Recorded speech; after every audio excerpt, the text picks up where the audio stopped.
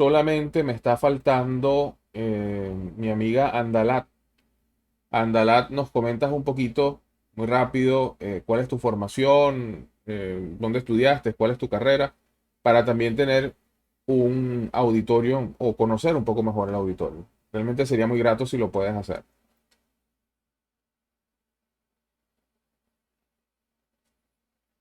Ok, mientras que Andalat está por allí a lo mejor conectándose o algo de esto, vamos a empezar a conversar. Todos están aquí porque tienen la inquietud de cómo supervisar, ¿ok? Eso es lo que ustedes quieren. Supervisar, si se quiere, mejor. Ajá, te escucho. Sí, ahora sí.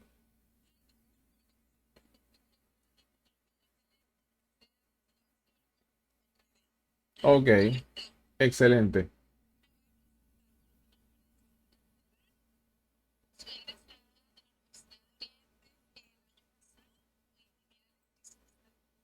Ok, perfecto. Bueno, genial, gracias, Andala. Fíjense, ¿por qué les estoy preguntando la profesión y la función, no? Ustedes están acá dentro de un contexto de supervisar mejor, de entender cómo es el proceso de supervisión. Y la primera pregunta que yo quisiera hacerles a ustedes es, ¿qué es un supervisor? ¿Qué hace un supervisor? Son las 8:06 según mi reloj. Vamos a tomarnos 30 segundos para escribir en el chat qué hace un supervisor. Todos, probablemente todos han supervisado, probablemente muchos de ustedes ya han visto esta palabra, pero la pregunta concreta es, entonces, ¿qué debe hacer un supervisor? A ver, 30 segundos y escribimos por acá por el chat.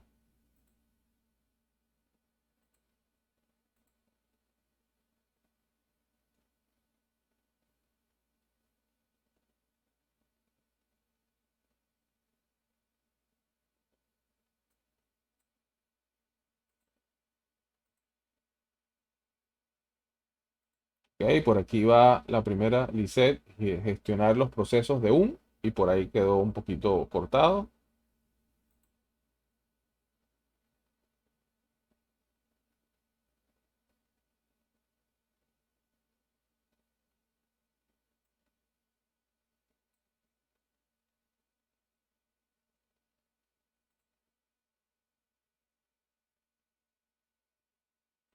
Supervisar y gestionar procesos. O sea, un supervisor se encarga de supervisar. Ok. Que todo el proceso se lleve a cabo de la manera esperada. Ok.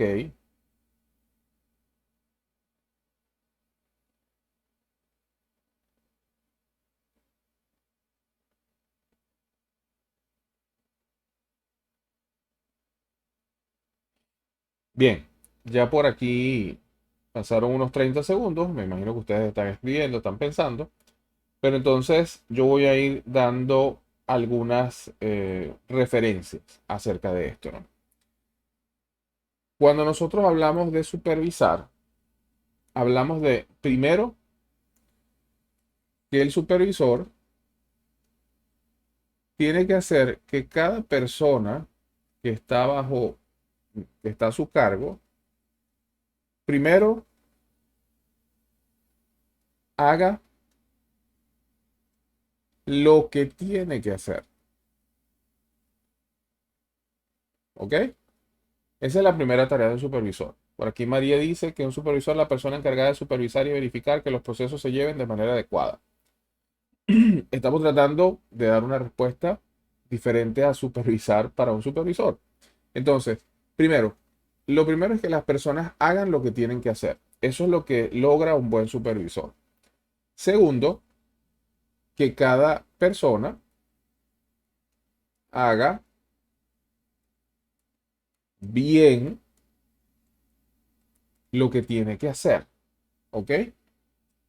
Después, hay otro objetivo fundamental de la supervisión y es que cada persona haga a tiempo lo que tiene que hacer y adicionalmente que cada vez haga mejor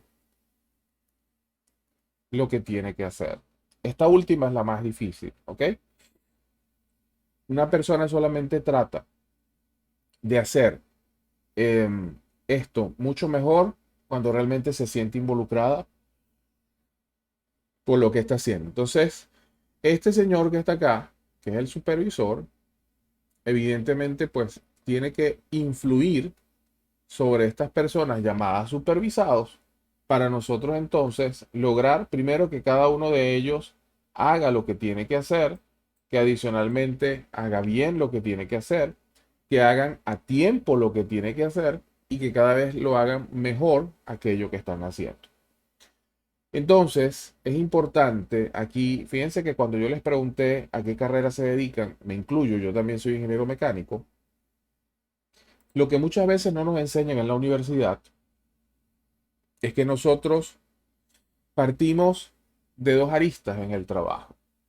Hay habilidades que son blandas, ¿ok?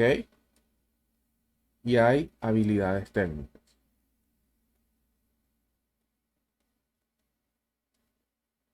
La universidad generalmente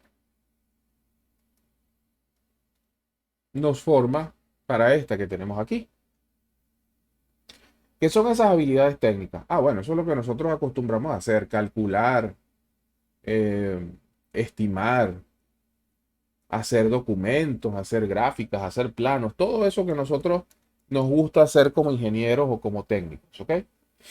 Pero las habilidades blandas, que son las que hacen que la supervisión se haga un poco más efectiva, a veces no son tan fáciles de manejar. Primero, porque por acá creo que es Narquis, que está trabajando desde el año 2009, creo que es la que tiene más tiempo trabajando. Y probablemente, al igual que yo, Narquis, has visto cómo la industria ha ido cambiando. Y el personal que nos toca supervisar también ha ido tomando una forma diferente. ¿Ok? Entonces, cada día comunicarnos con esas personas, hacer que cumplan el horario, tal vez incluso escribir es difícil, ¿no? Entonces, cuando yo hablo de habilidades blandas, yo hablo de esas capacidades de liderazgo, ¿ok? Capacidad para poder hacer mover la masa y no imponerme, hacerla mover porque pues te ganaste el respeto. Hablamos de una persona que tiene, que sabe cómo comunicar, es decir, que el mensaje que dio llega. Hay personas que piensan que comunican y solamente lo que hacen es hablar al aire. ¿Ok? Son también la gestión del tiempo. Esto es importantísimo. Porque si la persona puede ser muy buen supervisor, pero si el tiempo no le rinde en el día, no vas a lograr los objetivos. Entonces, estas por entre muchas otras, ¿ok? Resiliencia, incluso ser una persona que sea motivadora. Hay muchas de estas motivadoras. Hay muchas de estas habilidades blandas, algunas que ya vienen intrínsecas con nosotros por crianza de casa o por nuestra propia personalidad, pero hay otras que nos toca aprender y no es tan sencillo, ¿ok?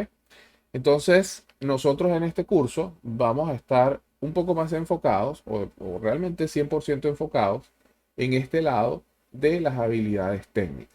Esto es lo más importante que vamos a ver el día de hoy. No nos vamos a concentrar en habilidades blandas, pero por favor, si ustedes consideran que por ser ingenieros esto no les hace falta, realmente mi mensaje pues es que sí, en gran parte lograr que todo esto, que todas las instrucciones se cumplan, se hagan bien, parte precisamente de eh, que nosotros podamos llevar ese grupo. Bien, vamos a continuar entonces con el ejercicio que les pasé por el grupo de WhatsApp. Ese grupo de WhatsApp lo está colocado para dos cosas. Primero, para informar los enlaces de la clase. Y segundo, para mientras que voy dando clases, también yo les voy pasando información. Y de esa forma hacemos una clase un poquito más interactiva. Es imposible que yo pueda saber todo lo que voy a pasar allí, porque probablemente ustedes van a ir preguntando y si yo tengo la información, con bastante gusto la voy a compartir. ¿Ok? Entonces vamos a revisar la información que les pasé por el grupo de WhatsApp para ver por dónde vamos a empezar.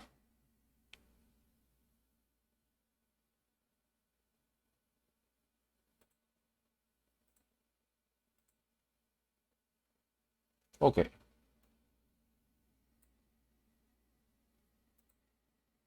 Ustedes tienen este ejercicio. Este ejercicio no es más que un proyecto y realmente la supervisión parte de un proyecto. Yo quiero irme, imagínense lo siguiente, ustedes van a empezar a trabajar y son designados como los supervisores.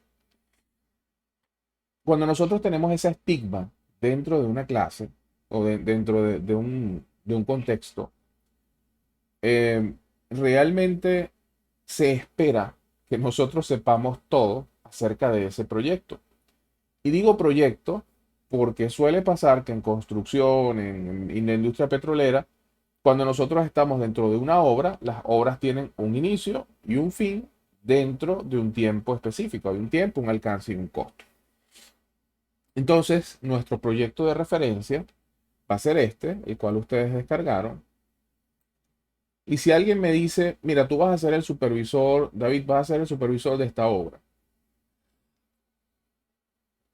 Una de las primeras cosas que yo, por la cual me preocuparía, es por entender ese dibujo que me están dando allí. Y adicionalmente, leería también la información que me están diciendo acá. Entonces dice que se debe construir una caseta de resguardo para el sistema hidroneumático de la planta, allí evidentemente hay un error, de la planta de suministro CH123. Ah, ok, vamos a construir una caseta de resguardo. Genial, ese es el proyecto. El proyecto incluye la construcción de la caseta en su totalidad, el montaje de todos los equipos, la instalación y el conexionado de tuberías, sistemas eléctricos, dispositivos de control y medición. Alguien me dice cómo se llama este párrafo que yo acabo de citar acá. ¿Qué es esto en un proyecto? ¿Por qué es importante esto que cuando nosotros vamos a supervisar algo? A ver, 30 segundos para pensar. ¿Cómo se llama ese párrafo que dice descripción general del proyecto? Correcto. Eso es el alcance. Hay una de las cosas que nosotros, sobre todo muchachos, los más nuevos en este mundo, ser el supervisor no quiere decir hacer a diestra y siniestra lo que necesitemos hacer. Nosotros siempre vamos a estar supervisados bajo un presupuesto, bajo un contrato, y nos podríamos encontrar cosas como solicitudes que no están dentro de lo que dice el contrato. Les voy a poner un ejemplo, por favor, no se vayan a reír, porque esto realmente pasa cuando nosotros estamos dentro de obra en algunos casos.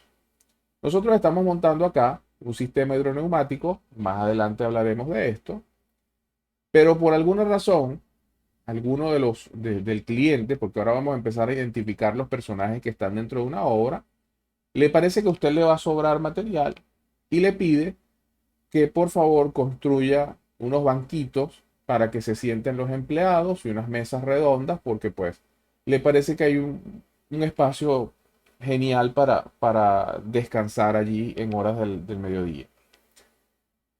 Ustedes, de repente, si no tienen experiencia en esto, van a decir, bueno, sí, me queda material, lo puedo hacer, igual tengo obreros y no me cuesta nada. Tremendo error. Eso no estaba dentro del alcance del proyecto. Todo material que sobra, todo excedente debe ser devuelto. Si existe alguna solicitud de este requerimiento, pues simplemente debe ser solicitado de manera formal y la obra sufre algo que se llama un cambio de alcance. ¿Ok?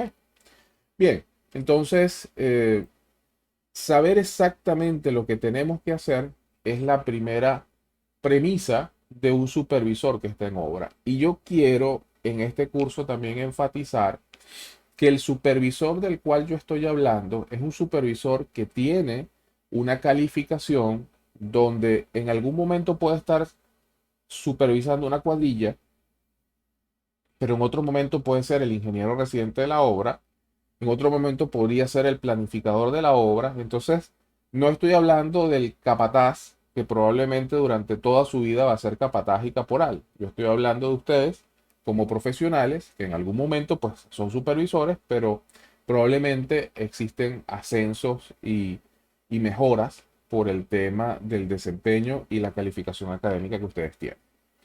Entonces, aquí hay 7 preguntas, las cuales me interesa revisar con ustedes. ¿Qué hace un supervisor? Bueno, sí, hacerlo que los demás hagan lo que tienen que hacer, que los demás hagan bien lo que tienen que hacer, que los demás hagan a tiempo lo que tienen que hacer. Ok, pero el supervisor también se encarga de conocer cuáles son los procesos constructivos asociados. Se encarga de entender en qué tipo de proyecto está metido. ¿Ok? Y aquí se manejan términos como proyectos IPC, proyectos por suma global, proyectos por algún tipo de contrato, proyectos por convenio, proyectos marco. Todo eso debe saber la persona que está allí. Lo otro es, debe saber, ese supervisor, ya lo dijimos acá, debe saber cuál es el alcance y cuánto es la cantidad de obra a realizar. ¿Cuál es la diferencia? La diferencia es que él sabe cuál es el alcance, que tiene que hacer una caseta, pero la cantidad de obra específica, ese supervisor debe ser capaz de extraerla, por ejemplo, de los números que se muestran en este plano. Aquí yo tengo paredes que miden 6 metros, 6 metros, 6 metros. Entonces, al menos de manera lineal, yo debería construir unos 9 metros de pared si hablamos, evidentemente, de manera lineal, ¿no? Usualmente esto se mide por metros cuadrados. Ok, otra de las cosas que debe conocer ese supervisor es si sabe medir esa cantidad de obra. Aquí empieza, el supervisor debe ser capaz de manejar cómputos métricos, alcance o al menos en algunos casos calcular algún tipo de cómputos métricos. El supervisor debe ser capaz también de conocer cómo hacer seguimiento de la obra. Cuando nosotros escuchamos a veces diagramas de Gantt, planificador, project, el supervisor debe entender que toda su gestión y todo su trabajo está diariamente monitoreado o está siendo monitoreado desde el punto de vista de planificación para que todo vaya en el tiempo que se dijo que iba a terminar la obra. Otra de las cosas que debe garantizar ese supervisor, porque hablamos de que el supervisor tiene que hacer todo a tiempo, tiene que lograr que las personas hagan lo que tienen que hacer a tiempo. Y eso hace que a veces trabajemos de una manera mucho más rápida. Pero trabajar más rápido se logra incorporando más personas a la obra, se logra doblando turnos, no haciendo el trabajo a medias, porque el trabajo a medias genera que nosotros descuidemos esto que está acá, que se llama la calidad. Y de esto vamos a hablar en este curso. Y por último, de nada me sirve a mí yo trabajar muy bien, estar en la curva de progreso, cumplir con el alcance, saber cuánta cantidad de obra tiene el proyecto, si realmente pues han fallecido 5, 6, 8 personas en el proyecto. Quiere decir que yo realmente no soy el supervisor que genera un trabajo más seguro. Entonces, hay varios aspectos de los cuales nosotros como supervisores tenemos que estar atentos y por eso es tan importante que podamos nosotros entender todo este contexto. ¿Preguntas hasta acá?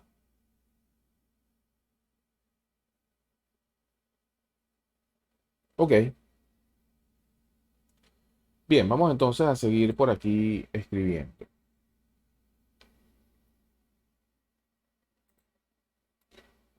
Lo primero que yo debo entender, ¿ok? O uno de los primeros puntos que yo debo entender como supervisor, es entender cuáles son las, en este caso, ya les voy a pasar acá la información. Necesito entender cuáles son los procesos constructivos. ¿Qué es un proceso constructivo? No es lo mismo que este señor supervisor vaya a supervisar una excavación.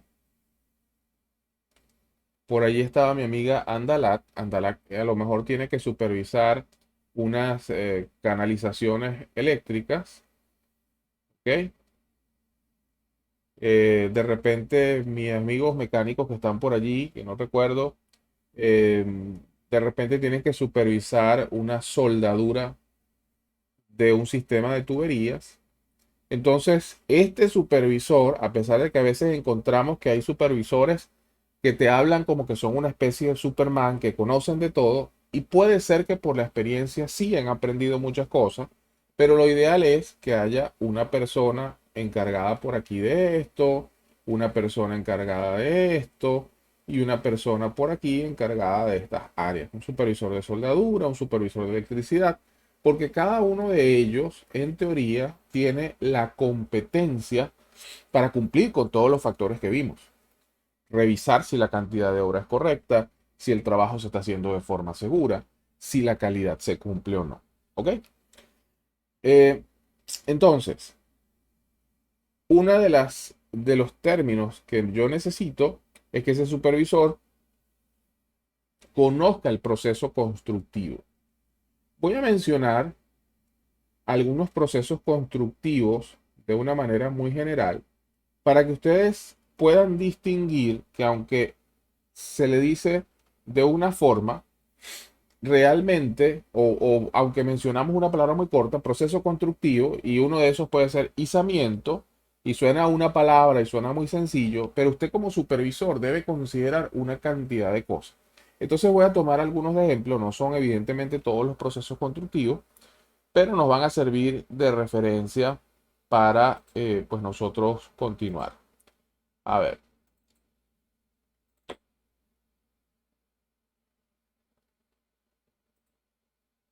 voy por acá, creo que esto ya yo se los pasé al grupo. Genial. Entonces, pues ahora digamos que vamos a empezar con nuestra presentación.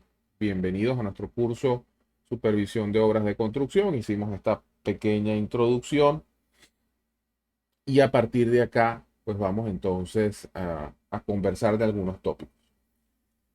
El proceso constructivo que yo voy a mencionar a continuación es uno de los más comunes. Es uno de los que encontramos prácticamente por todas partes cuando una obra se está ejecutando y también uno que puede generar bastante peligro y bastante dolor de cabeza.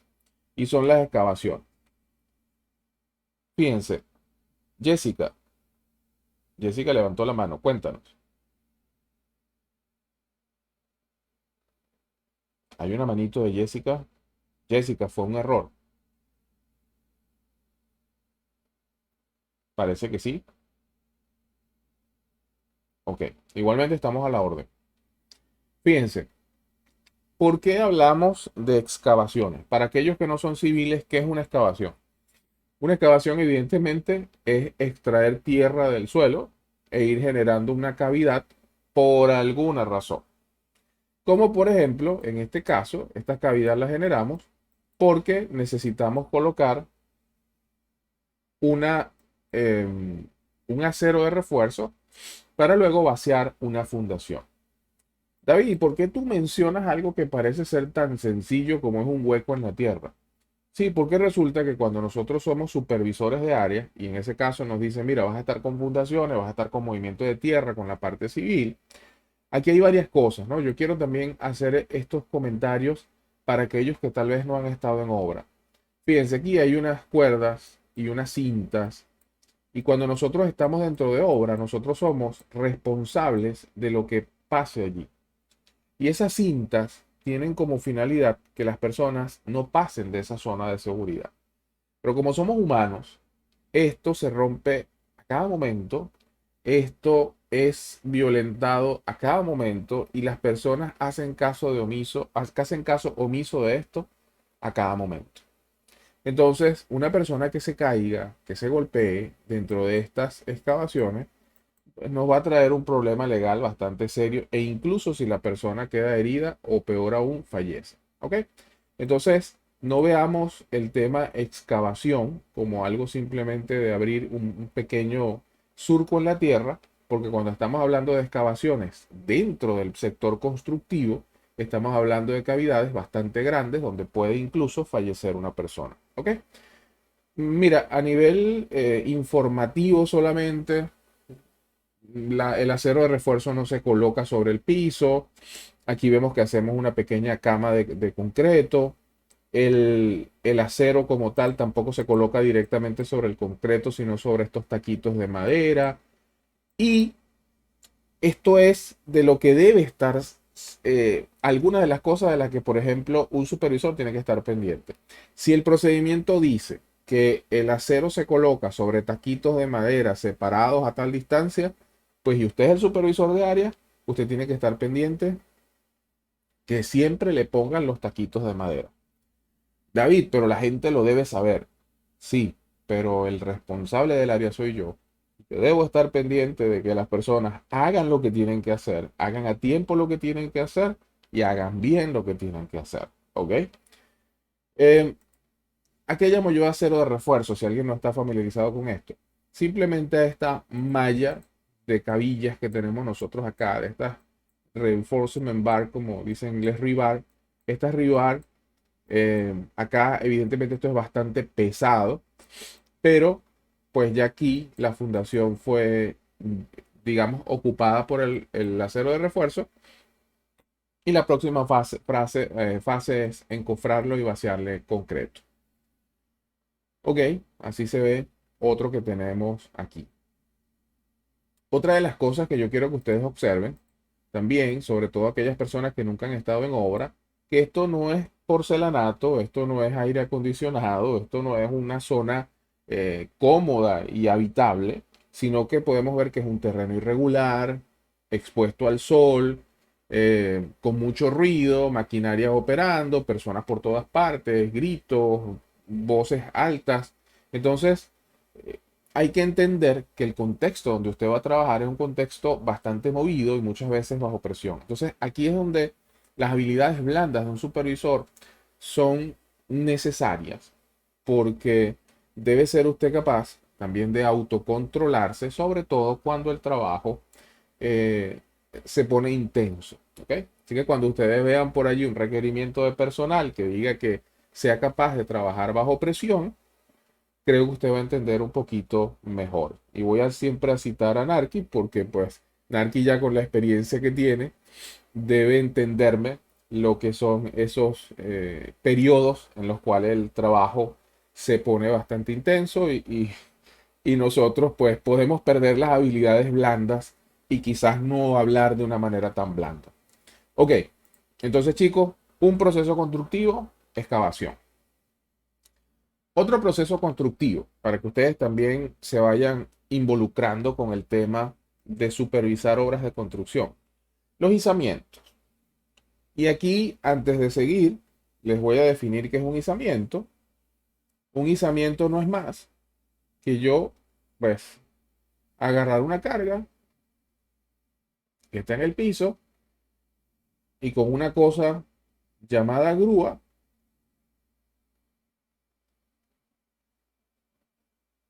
levanto la caja.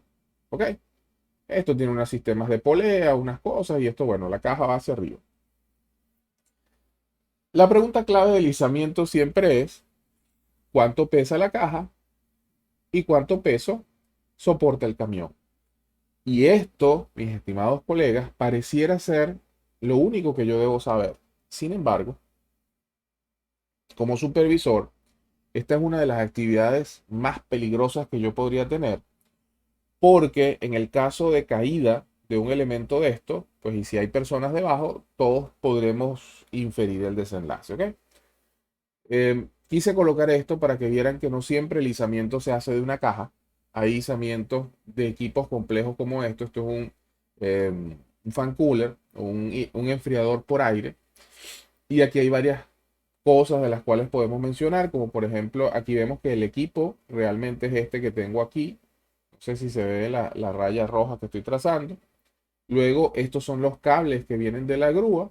Y alguien podría decir, David, ¿por qué no lo amarran directamente? Ah, porque esto que está acá, que se llama spreader o separador, este señor es el que permite agarrar cable por cable, porque si no, este equipo es pesado, pero a su vez también su construcción es bastante débil. Entonces, no es solo levantar, es mantener la integridad del cuerpo que yo voy a levantar. Entonces, ¿qué hace un supervisor en un proceso de izamiento? Fíjense el tamaño de esta pieza. Estos son Pyrax, el spreader es este que tenemos acá, y este es el tamaño de la persona. No quiero ser trágico en mi clase, pero si alguien por casualidad llegara o esta pieza llegara a caer sobre esta persona, pues evidentemente el desenlace sería bastante trágico, ¿no? Me voy a acercar para que ustedes vean qué es lo que se está levantando aquí. David, ¿y entonces cómo se hacen esos izamientos? Cuando yo soy supervisor de esos izamientos, ¿de qué tengo que estar pendiente? Simplemente agarro una grúa y la reviso. Mira, no. Cuando nosotros estamos trabajando con esos izamientos, generalmente tenemos, si son elementos muy pesados, como este, por ejemplo, que tenemos acá, realmente esto no es el elemento, esto es un contrapeso. eh, de manera general, porque esto no es un curso de izamientos, pero de manera general, las grúas terminan siendo un sub y baja, ¿ok? Un sub y baja así, donde yo tengo peso de este lado y lo que voy a levantar tiene peso de este lado. Entonces, si hay más peso aquí, simplemente la caja va hacia arriba. Si hay menos peso aquí, la caja va hacia abajo. Entonces, estas grúas generalmente tienen estos contrapesos y esta grúa era tan grande que tenía contrapesos y además extra contrapesos para poder eh, contrarrestar lo que se estaba haciendo. Ya cuando nosotros trabajamos de esto dentro de este renglón que supera las 50 toneladas, estamos hablando de un campo que se llama heavy lift. Trabajar con heavy lift requiere otros cuidados. Por ejemplo, fíjense que esta grúa no camina sobre el piso, sino que esta grúa está corriendo sobre tacos de madera, que eso se conocen como crane mats. Y esos mats o esa alfombra de grúa es lo que permite o mejora la distribución de la carga de la grúa sobre el piso. El piso también se ve muy lisito, a pesar de que es tierra, porque el piso tiene que estar lo suficientemente compactado. Y mis amigos civiles, ahí es donde aquel amigo llamado Proctor, pues ustedes verifican si la comparación, si la compactación es suficiente. Entonces, vamos a ver algunas cosas propias del izamiento. Aquí tengo otra también que es bastante pesada. Ok, 256 toneladas que íbamos a levantar. Y estas grúas que tenemos aquí son dos grúas, donde una levanta este elemento y el otro lo que hace es verticalizar. Fíjense lo complejo que se ve el contexto. Igualmente las grúas montadas sobre crane mats. Y acá pues en este caso era una torre de estiración en vacío, dejando las cunas, este acero pintado de amarillo, que realmente eso no es más que hierro temporal, el cual solo sirve para darle estabilidad y poder transportar la pieza. ¿Ok? Veamos aquí la magnitud del gancho, esto es muy grande también, y no todas las grúas son iguales. Realmente, pues, no podemos hablar solamente de una grúa. Hay grúas de oruga, grúas camión, grúas eh, telescópicas, grúas puentes. Entonces, bueno, hay muchísimos tipos de grúas y cada una de esas grúas tiene características particulares. Algunos detalles, ¿no? Cuando yo voy a trabajar dentro de ese contexto como supervisor y me dicen, mira, Tú eres el supervisor del izamiento. La primera pregunta, ¿cuánto levanta la grúa? Y alguien les dice, no, esa grúa es capaz de levantar 20 toneladas. Y usted pregunta, ¿cuánto pesa la carga? Y alguien le dice, la carga pesa 20 toneladas. Pareciera que este es igual a este. Oye, sí, sí la puedo levantar. O quizás nos da un poquito de miedo y decimos, no, este número parece muy cercano a este. Yo como que no. Preferiría que sea una de 25. Pero todavía solo lo que hay es un número diferente y usted no está seguro realmente de cuál es el número con el cual usted puede trabajar. El supervisor, cuando nosotros estamos en área y vamos a trabajar con izamientos, una de las cosas que el supervisor debe conocer es la interpretación de las hojas o las tablas de carga de la grúa. Usualmente uno lo que hace, se acerca directamente al gruero o el chofer de la grúa como tal, el operador del equipo, y le pide que por favor le dé la tabla o te deje mirar la pantalla de la grúa donde te va a decir, dependiendo la longitud que tú estés utilizando de boom o de brazo, cuánta carga soporta la grúa. David, ¿y qué es eso del boom? Bueno, es esto. En este caso, esta grúa no estira el brazo. O sea, es decir, cuando yo hablo del brazo, yo hago esta distancia de aquí hasta aquí. Este brazo tiene una distancia única y esto es lo que se conoce como boom. Pero lo que sí hace esta grúa, si nosotros nos vamos a la matemática, es que ese brazo puede estar a diferentes ángulos. Entonces, la misma longitud a diferentes ángulos va a tener un alcance diferente. Entonces, en función de lo que yo quiera hacer, también yo voy a tener diferentes cargas que puedo soportar. ¿Ok? Haciendo un poquito de análisis de estática, descomponiendo el peso, la componente del peso, la fuerza y todo esto. Entonces, por eso es que no podemos hablar de que una grúa levanta un peso específico. Una grúa levanta un peso específico en función de la condición, donde está el radio de giro, la inclinación del boom, la longitud del boom, entre otras cosas. ¿Qué es lo que queremos evitar como supervisor? Señores, que a ustedes les pase algo así. Cuando nosotros estamos dentro de un sistema o cuando somos parte del equipo de supervisión, esto genera todo un trauma. Esto genera, primero, en el mejor de los casos, no hay pérdidas humanas. Luego viene la pérdida material de un equipo que evidentemente colapsó. El tercero viene tal vez la afectación del área de ese equipo que ahora ha colapsado. Y por último, pues la revisión de todo el evento, porque pudo haber sido adrede o simplemente pudo haber sido negligencia del personal supervisorio. Entonces, no se trata de quererles asustar a aquellas personas que son un poco más nuevas, pero cuando nosotros estamos dentro del contexto de supervisión, toda la responsabilidad que tenemos recae sobre nosotros. Más aún, que es el último módulo de este curso, cuando nosotros firmamos ese papelito llamado permiso de trabajo. ¿Ok? Preguntas hasta acá. ¿Están ahí? Levantemos una manito a ver si me dejaron, si no me cambiaron por Netflix a esta hora. Andalat está allí. Ah, ok, Lisette está por allí y hay otra manito levantado. Jessica, perfecto. Oye, se fue Nargi, se fue María, me dejaron solo. Ok, ya por ahí dijo Narqui, sí, sí estoy por acá. Perfecto, María también levantó la manito. Genial. Muchachos, de esto se trata supervisar. La clase de hoy introductoria, yo quiero que saquen de su cabeza aquellos que no lo han hecho, que el supervisor es una persona que va a campo, toma fotos y simplemente habla con los demás o lo que hace es que llega y está pendiente de mirar. Un supervisor no debería estar solo mirando, un supervisor debería estar revisando cada procedimiento y que todo esté dentro de ese procedimiento, ¿ok? Pero para yo revisar, para yo entender, yo debo conocer el proceso constructivo. Por eso es que estoy mencionando algunos para que ustedes se den cuenta que antes de supervisar yo debo entender ese contexto, ¿ok? Fíjense que hay otras cosas que pasan en los izamientos.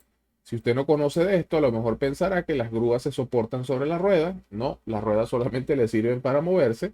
Realmente el soporte de una grúa de este tipo es la estructura o los estabilizadores que tiene acá. Entonces, si usted ve que van a levantar esto y no han sacado los estabilizadores, en el primer de los casos, pues a lo mejor penalice al operador, y en el segundo de los casos corra, porque esa grúa lo más probable es que se va a voltear. Cuando yo levanto un elemento, no solamente es el peso de lo que voy a levantar, sino el peso también de todas esas cosas que hacen posible izar la carga. Los grilletes, las eslingas, los separadores, el gancho como tal, y todo esto es lo que se llaman aparejos o en inglés es lo que se conoce como los tackles, ¿ok? Cuando yo hablo de tackles, estoy hablando de todo ese peso complementario que debe levantar la grúa para realizar el izamiento. En resumen, cuando usted va a usar un izamiento, también debe ser bastante observador. Y no solo un izamiento, cuando usted vaya a hacer cualquier cosa como supervisor, usted debe ser muy observador. Usted debe tratar de mirar qué hay alrededor, si hay tendidos eléctricos, si hay algún tipo de muro, interferencia, otros equipos cercanos, líneas de electricidad, líneas de agua, tuberías. Nosotros tenemos que tener una visual 360. Lisette, bueno, levantaste la mano, no sé si fue levantaste la mano para ver que estabas activo eh, ya la quitó. Perfecto. Pensé que había alguna pregunta. Ok, no te preocupes, no hay problema. Bien, continuamos entonces. Otra de las cosas que nos da mucho temor cuando vamos a supervisar. Supervisar no es lo mismo supervisar personas que están a nivel de piso que supervisar personas que ya no están en el piso. ¿Ok?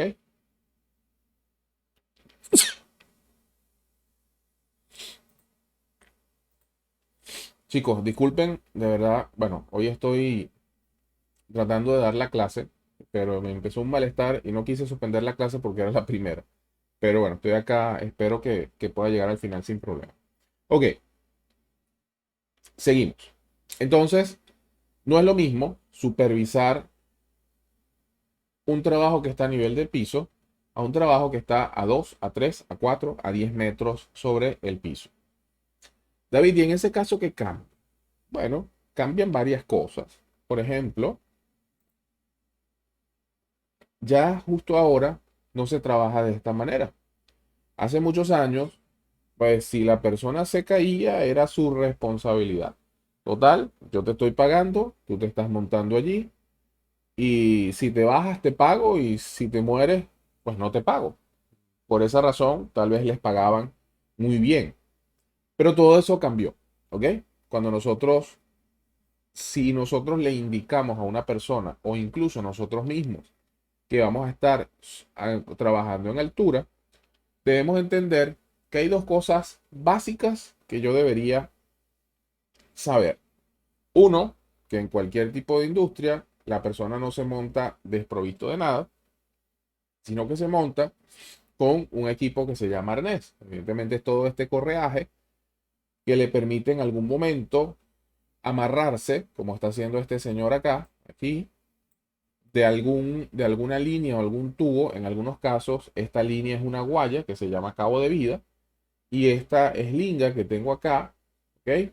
Es la que nos garantiza que si esa persona se cae o se resbala, pues va a quedar simplemente colgando. Hay personas que se han caído en el proceso de quitarse la eslinga para pasarla en otro sitio y pues ha sido lamentable el resultado.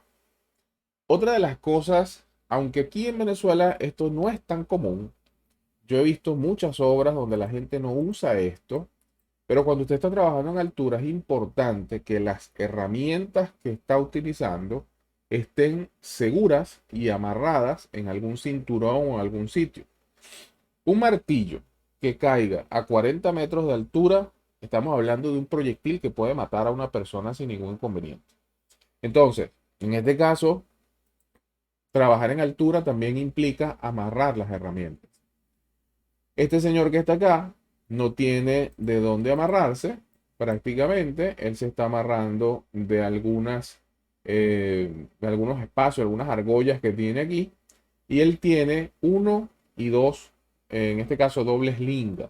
Entonces esas dobles lingas lo que le permite es que mientras suelta una, él puede estar amarrado de la otra y esto es un poco más seguro. Este es el cabo de vida que nosotros tenemos acá. Fíjense que cuando no hay de dónde agarrarse, se fabrica una guaya o se coloca una guaya tensada donde esa persona pueda también pues amarrarse y no quedar desprovista de nada. Otro trabajo que no duele, que no se ve y que es silencioso son las radiaciones ionizantes. No voy a hacer tanto énfasis en esto, más quise hacer en izamientos, excavación y trabajo en altura porque son más comunes. Esto es algo muy propio del contexto mecánico, pero cuando se hacen soldaduras y nosotros hacemos, por ejemplo, soldaduras de tuberías, yo debo validar si existen defectos en la soldadura. Entonces, ¿qué es lo que se hace? Pues lo que se hace es que dentro de esta especie de lunchera amarilla, que no es una lunchera, pues es la donde hay una fuente radioactiva del tamaño más o menos de un granito de caraota. Esa fuente radioactiva viaja por esta manguera que tenemos acá y luego que está acá, la radiación o la pieza queda expuesta y somete a radiación al cordón de soldadura. Hay electrones que pasan, electrones que atraviesan, y esos electrones que atraviesan es porque no había nada entre ellos y simplemente pues eh, dejan la placa oscura. Y aquellos que no viajan simplemente dejan la placa clara. O sea, es decir, es tomarle una radiografía, realmente se llama gammagrafía porque son rayos gamma, a las discontinuidades de tuberías. Entonces, este proceso que generalmente nosotros no vemos porque esto lo hace personal especializado, este proceso generalmente es uno de los más de cuidado, aunque no lo quiero hacer énfasis en ellos porque, bueno, esto es muy propio de la parte mecánica. Y en este caso, evidentemente, pues aquí estuvo